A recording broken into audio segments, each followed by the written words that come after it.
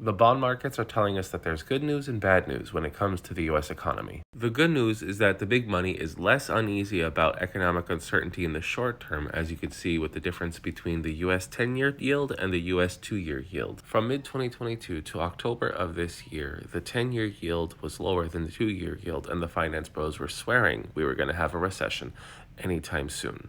And when the yield curve uninverted in September of this year, the finance bros were like, any day now, any day now. It still hasn't happened.